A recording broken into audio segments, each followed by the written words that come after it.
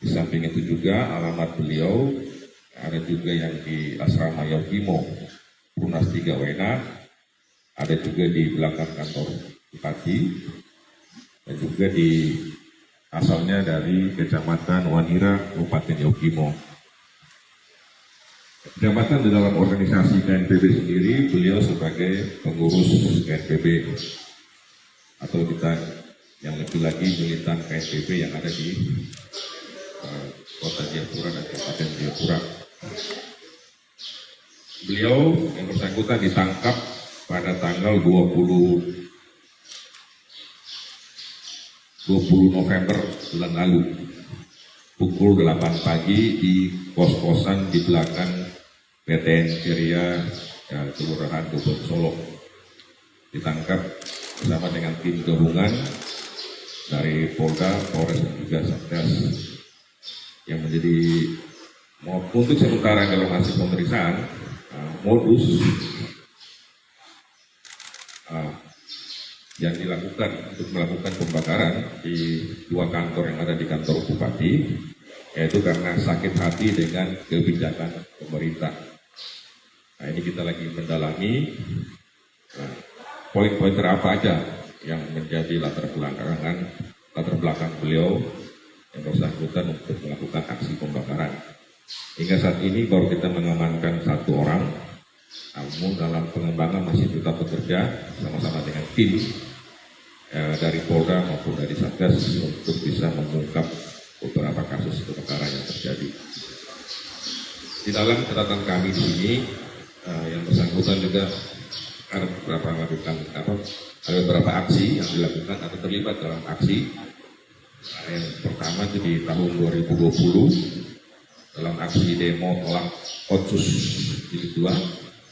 Di tahun 2003 di bulan April ada mimbar bebas dan tidak selebaran terkait dengan pembebasan Victor Yelu. Namun di tahun 2023 juga yaitu ada 3 kali aksi pembakaran. Yang pertama di kantor Kemenang pada bulan September, yang berikut di Gedung A kantor Bupati, dan juga alat berat yang berada di Kali Kemiri. Dan katanya cukup pendek waktu. Nah, dari hasil pemeriksaan sementara yang melakukan masih melakukan sendiri, tapi tidak menutup kemungkinan masih ada kegiatan lain atau orang lain yang terlibat. Memang kendala kita dalam pemeriksaan yang bersangkutan memang cukup tertutup di dalam memberikan keterangan, dan itu bukan jadi kendala, tapi kita akan kembangkan lagi dengan bukti-bukti yang memang diperoleh oleh tim.